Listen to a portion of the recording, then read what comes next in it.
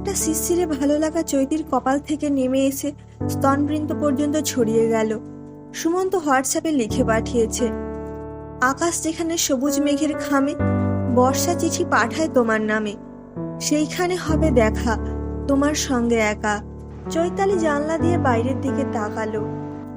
রাতের অবগুণ্ঠন ত্যাগ করে সাদা চাদর গায়ে জানলার পাশে উবু হয়ে বসে রয়েছে। এই সময়টা দিনের মধ্যে সবচেয়ে পবিত্র। চৈতালির আর ঘুমোতে ইচ্ছে করছে না। সে মোবাইলে শারদ চালিয়ে দিল। শুনতে লাগলো ওস্তাদ আমজাদ আলী খাঁয়ের আহের ভৈর রাগ। চৈতালি একজন কবি। সে একটি সরকারি চাকরি করে ঠিকই, কিন্তু তার বেঁচে থাকা কবিতাকে অবলম্বন করে। 2 বছর আগে তার বিয়েটা যখন ভেঙে যায়, তখন সে চূড়ান্ত হতাশ হয়ে আশ্রয় নিয়েছিল কবিতায়। সে বেঁচে থাকার মানে খুঁজে পেয়েছিল। আজ অসংখ্য লিটল ম্যাগাজিন ও আশা পাবলিকেশনে চৈতালির কবিতা বেশ সম্মানের সঙ্গে সংগৃহীত হয়। এবার সে বই বের করার কথা ভাবছে। এখন প্রকাশনী সুদীপ সেনের সঙ্গে কথা বলে ব্যাপারটা ফাইনাল করতে হবে। বছর 40-এ সুদীপ সেনের ফর্সা রঙে, কালো ফ্রেমের চশমায়, নিখুঁতভাবে ছাটা গোফে ও ঢেউ খেলানো চুলে একটা সম্ভ্রান্ত অভিজাত ভদ্রলোক মার্কা ব্যাপার থাকা সত্ত্বেও লোকটার সামনে একা যেতে চৈতালির একটা আলগা অস্বস্তি হয়।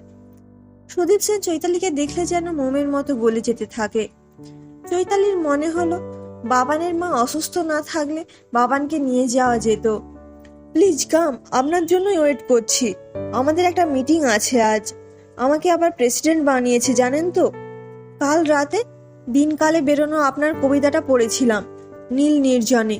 কবিতাটা মনকে এমনভাবে ছুঁয়ে গেল, এমনই ধাক্কা দিল, সারা রাত আর ভালো করে ঘুমিয়ে এলো না। যাই বলুন, প্রেমের কবিতায় ছন্দের একটা বড় ভূমিকা আছে, আর আপনার মধ্যে একটা ছন্দময় মন আছে।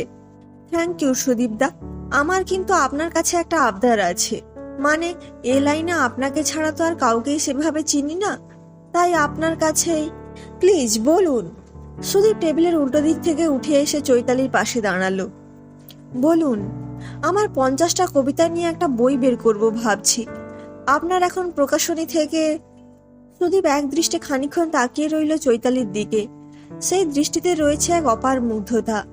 সুদীপ নিজের ডান হাতের করতল চৈতালির চিবুকের সামনে মেলে ধরল। তারপর খানিকটা পজ নিয়ে অস্ফুটে বলল, দিন। চৈতালির বুক কেঁপে উঠল। কি চাইছে সুদীপ? সে তাড়াতাড়ি টেবিল থেকে হাত সরিয়ে নিল। তারপর ভয়ে ভয়ে বলল, কি দেব? সুদীপ এবার হাসতে হাসতে বলল, আপনার কবিতাগুলো দিন, পড়ে দেখি, তারপর তো সিলেকশন। আপনার কথা আমি কি ফেলতে পারি? মানে, কবিতাগুলো তো সবটা এখন নেই। আমারও এখন সময় নেই। আপনি কাল দুপুরে আমার বেহালার ফ্ল্যাটে একবার আসুন। কবিতাগুলো নিয়ে আপনার সঙ্গে একটা দীর্ঘ আলোচনা দরকার। ওখানে কেউ ডিস্টার্ব করবে না। বাবান চৈতালির ক্লাসমেট ছিল। বাবানের মধ্যে একটা 14-15 বছরের কিশোর এখনো লুকিয়ে আছে। মাঝখানে অনেক দিন বাবানের সঙ্গে তেমন যোগাযোগ ছিল না। তারপর ফেসবুকের মাধ্যমে আবারও বন্ধুত্ব দৃঢ় হয়েছে। বাবানের মধ্যে এমন একটা সহজ ব্যাপার আছে যে ওর কাছে মনের সব কথা নিঃসংকোচে বলা যায়। বাবান এমন একজন পুরুষ যার সঙ্গে চৈতালির এক নির্মল ইনোসেন্ট হৃদ্যতা আছে, যে সম্পর্কের মধ্যে প্রেমের বা শরীরের আঁশটে গন্ধ নেই। বাবান দরকারে অদরকারে চৈতালিকে সাহায্য করে, সঙ্গ দেয়। বাবানের প্রতি চৈতালির একটা কৃতজ্ঞতা আছে। ইচ্ছে করে কোলে মার্কেট বা গড়িহাট থেকে কতগুলো ডাসা ডাসা পুরুষ কিনি, পুরুষগুলোকে ধীরে ধীরে নগ্ন করি একের পর এক। ওদের তছনছ করার পর সপাটে এক লাথি কষিয়ে বলি, যা শালা। কবি তন্দ্রা দে চৈতালির মুখের দিকে তাকালেন। কেমন হয়েছে? তন্দ্রা একজন সিনিয়র নারীবাদী কবি। তার প্রতিটি লেখাতে ঝরে পড়ে তীব্র পুরুষ বিদ্বেষ। তন্দ্রা বললেন, কি জানিস, পুরুষরা দিনের পর দিন আমাদের পণ্য হিসেবে ব্যবহার করেছে। তাই একটা প্রতিশোধ নিতে না পারলে আমার শান্তি হয় না। আমি পুরুষকে পণ্য হিসেবে দেখতে চাই। তুই তো আমারই মতো ডিভোর্সি, একা থাকিস। আমারই মতো কোনো পিছুটা নেই। চল, আজ রাতে তোকে একটা ছেলে কিনে দিই, এনজয় কর। চৈতালির অত শরীরের নেশা নেই। সে বলল, না বাবা, ভয় লাগে। তন্দ্রার বয়স 50 ছুঁই ছুঁই, কিন্তু এখনো তার শরীরের নেশা যায়নি। তন্দ্রা ইন্টারনেট ঘেটে 28 বছরের এক হ্যান্ডসাম ছেলেকে রাতের জন্য ভাড়া করলেন। তারপর একটা সিগারেট ধরিয়ে বললেন, তুই সত্যি একা থাকিস? কিন্তু এই সময় তো একা থাকবার কথা নয়। তোর কতজন পুরুষ বন্ধু? I mean admirer. চৈতালি লজ্জা পেয়ে গেল। সে তার গোপন ভালো লাগার কথা চট করে কাউকে বলে না, কিন্তু সব কথা বুকের মধ্যে জমিয়ে রাখতে রাখতে সে ক্লান্ত হয়ে পড়েছে। একটা মানুষ নেই যার কাছে সব কথা বলা যায়। সে ফিসফিস করে বলল, একজন আছে, কবিতা লেখে। আমার সঙ্গে কবিতা নিয়ে কথা হয়, গল্প হয়, আমাকে ইন্সপায়ার করে, আমাদের মনের মিল হয়। কিন্তু ও ম্যারিড, যা করে সবটাই বাড়িতে লুকিয়ে। আর একজন আছে, অ্যাডমায়ার করে, একটা বিগ হাউসের পাবলিশার, একটু এজেড। আমার একটা কবিতার বই পাবলিশ করবে বলেছে। আমাকে কালকে ওর ফ্ল্যাটে ডেকেছে, দুপুরে, একা। আর আমার এক ছোটবেলার বন্ধু আছে, জাস্ট বন্ধু। ওর কাছে আমি সব কথা শেয়ার করতে পারি, সব। ওর সঙ্গ আমাকে নিশ্চিন্ত করে।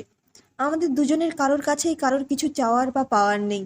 তন্দ্রা সিগারেটটা অ্যাস্ট্রেতে গুঁজতে গুঁজতে বললেন, প্রথম দুটো লোককে আমি খুব ভালো চিনি, কিন্তু শেষের ছেলেটাকে ঠিক চিনতে পারলাম না। আমার জীবনে এমন কেউ আসেনি। এই ছেলেটাকে আর একটু ভালো করে চেন। তবে মনে রাখিস, যার কাছে তুই কিছু প্রত্যাশা করিস না, সেই তোর আসল সুহৃদয়। চৈতালি ফিরে এসেছে নিজের ফ্ল্যাটে। বাইরে নেমে এসেছে শীতের ক্লান্ত বিকেল। সে বাবানকে বাড়ি পাঠিয়ে দিল। এখন আর বাবানের সঙ্গে আড্ডা দিতে ভালো লাগছে না। এই সময় সুমন্তকে পেতে ইচ্ছে করছে। সুমন্তর মধ্যে এমন একটা উত্তাপ আছে যা বাবানের মধ্যে খুঁজে পাওয়া যায় না। চৈতালি সুমন্তকে ফোন করলো। ব্যস্ত? কেন? প্লিজ একবার এসো, তোমার সঙ্গে গল্প করতে ইচ্ছে করছে খুব। না, আজ হবে না, বাচ্চাটার শরীরটা। এখন রাখছি। চৈতালির সমস্ত শরীর জুড়ে হঠাৎ এক তীব্র রাগ হলো। কোনো দুঃখ বা অভিমান নয়, শুধুই এক তীব্র রাগ। অন্য কারোর ওপর নয়, শুধুমাত্র নিজের ওপর। চৈতালির মনে হলো, ভালোবাসা শব্দটা আসলে একটা 4 অক্ষরের গালাগালি ছাড়া আর কিচ্ছু না। আসলে পুরুষ আর নারীর মধ্যে কখনো ভালোবাসা হয় না। কোনো একজন মানুষকে ওর তার সবটা নিয়ে ভালোবাসা যায় না। মানুষ আসলে নিজেকে ছাড়া কখনো কাউকে ভালোবাসে না। মানুষ আসলে একা একা সারা জীবন শুধু নিজের সঙ্গে প্রেম করে যায়। বাথরুমে আয়নায় যে নগ্ন শরীরটাকে সে রোজ দেখে, প্রেম আসলে তারই সঙ্গে। কয়েকজন আসে শুধু সেই প্রেমকে স্বীকৃতি দেওয়ার জন্য।